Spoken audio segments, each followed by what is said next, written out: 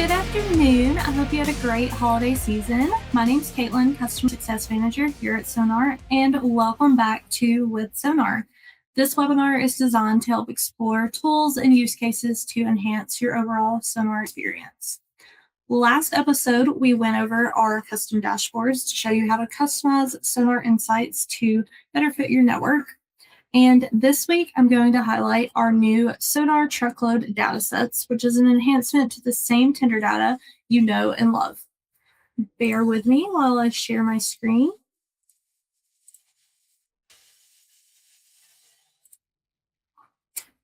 Perfect. So these datasets are going to be available within your custom pages, so you can utilize these under the chart function or in your custom dashboards.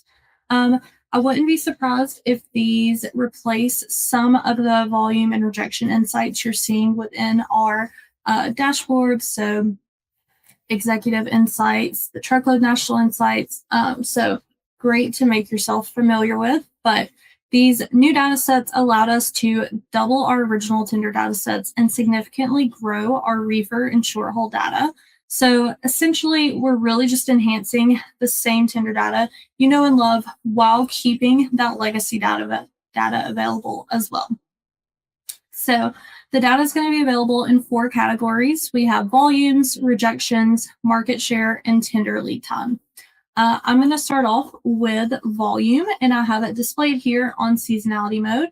So as I said, this new index is more than doubling the size of our legacy outbound tender volume, and it's going to give us far greater intelligence, especially across CPG shippers and reefer and cold chain intelligence. You're still going to look at this. It's measured the same way. So we have an index from April 2019, and you're really just looking at the directional movements and trends of the line, not so much the number itself. So not changing how you're reading the data set at all.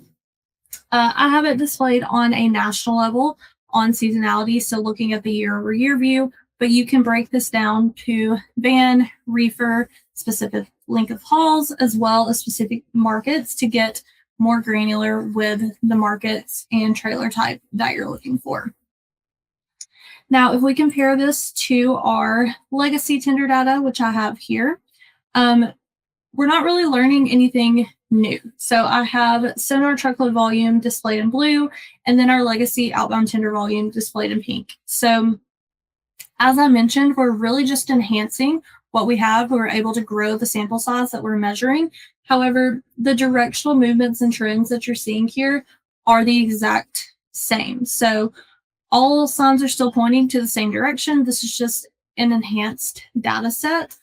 So especially if you're working with more CPG shippers or if you're heavy on the reefer side, definitely recommend using the new SONAR truckload data sets. So nothing's changing, same story, just a little bit of an enhanced version there. I will say if you are looking at the new SONAR truckload volume in blue and then legacy in pink, the SONAR truckload is going to be a little less volatile than our legacy tender volume. Legacy tender volume is going to have a higher concentration in retail, housing, auto, and manufacturing, which are going to be more volatile industries compared to like consumer goods where, you know, we have to have the food to stay alive. So it's a little less volatile than our legacy data set. Then we have the SONAR truckload rejections. So similar to volume, we are not changing how this data set is measured. It's still measuring the percentage of freight being rejected and the carrier sentiment to the overall market. So when we're looking at those tender rejections or SONAR truckload rejections, it is still measuring the percentage of freight being rejected. Again, just an enhancement of that data set. Here, I'm viewing it on a national level with that year-over-year change again, but you can break it down to van, reefer. We also have flatbed available with rejections. And then within van and reefer, you can also look at length of haul or drill down to your specific markets to see how you can measure capacity on a really granular level. We're still utilizing rejections as a leading indicator for spot rate changes. So great to use to monitor any shipments you have to identify new markets for spot opportunities, and it's still going to be updated daily as of yesterday. If you look at the SONAR truckload rejections to our legacy OTRI here in purple, you can see still following those same trends. It does look like rejections spiked up a little bit higher on the SONAR truckload rejections compared to legacy, probably just because it is an enhancement of the data set. They are still following the same trend. So that holiday spike, and then we're coming off of the holiday time. So seeing how these rejections land as we go into Q1, obviously weather is going to, be a factor with how rejections are moving, but still going to be able to monitor these on a daily basis to get ahead of those capacity and rate changes. Now, the next two data sets I'm going to talk about, you maybe don't hear us mention as much. So starting off with the SONAR truckload market share. So I'm going to view this on a heat map, which is looking at all 135 markets and measuring the market share. So those in green are going to have an increase, and those in red are a decrease in market share. So market share is just telling you what markets have the most impact on truck volumes. I always like to explain this. If you think of all 135 markets within the US equaling 100%, market share is how much each market is making up of that 100%. So the larger the market share, the more significant impact it's going to have when that market has increases and decreases in volume or rejections. So really, it's measuring how much impact this specific market has on the overall market. So great to monitor markets that you're already operating in to see if they are growing or losing market share, to know how that could affect your overall volume and capacity.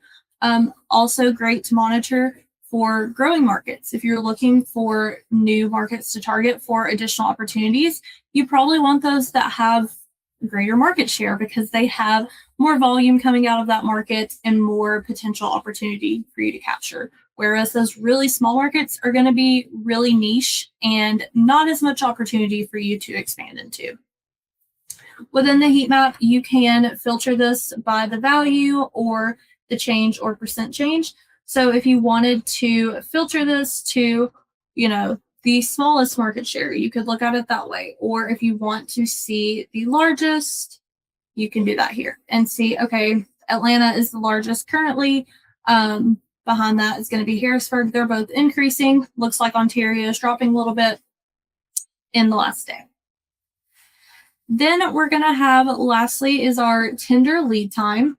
So this is measuring the shipper sentiment on the market. So as we all know, you tender load a certain number of days in advance. So this is measuring that. It is measuring number of days that shipments are being tendered. And I have this for all the markets again, so you can monitor which markets have the most significant tender lead time to the lowest. But as I said, this is measuring the shipper sentiment on the overall market. So if there is a significant increase or a large tender lead time, the shipper is anticipating capacity issues. So they're trying to tender that shipment further in advance so that their carrier can plan accordingly. Whereas if you see the tender lead time significantly decreasing, they're not worried about getting the shipment covered. They know that they could probably get a truck same day if they needed to. So they're not worried about tendering that far in advance. So again, similar when you're looking at market share, if you are seeing those markets that have an increase in market share with the tender lead time, if shippers are increasing that tender lead time, they are worried about capacity in that market and they may be looking for a new provider. So if you want to filter this by the largest tender lead time, which I think is how I had it, Amarillo, Billings, some of these are probably not the most desirable markets, hence why they're being tendered further in advance. But some of these larger ones that there's a good amount of volume there. There's a significant tender lead time increase, looking for that for some additional opportunity. Whereas the ones that are lower, as I said, shippers are not worried about getting probably same day. They're not going to be paying a ton of money on that load. They know they have about 20 carriers that'll move it if you want. So All of these are great to monitor together. You really want to get the full picture when you're looking at a market. So you want to know how volume's moving. Okay, how's capacity matching that? And then, overall market share, tender lead time. You're really getting all a piece of the puzzle with these new data sets. And it's the expansion of that tender data that we already know and love. But we really recommend looking at all pieces of the puzzle together to get the full picture. Now, these new data sets are available within your SONAR login. If you pull up any custom pages or the chart, you can view these data sets there. If you have any questions or if you want to talk through these further, you can reach out to us at cs@gosonar.com or your account manager. We'd be happy to discuss this with you further. But I hope you enjoyed this episode of WithSONAR. If you have any requests for what you would like to see on future episodes, please leave it in the comments below. And I hope you'll come and hang out with me next time. Have a great week.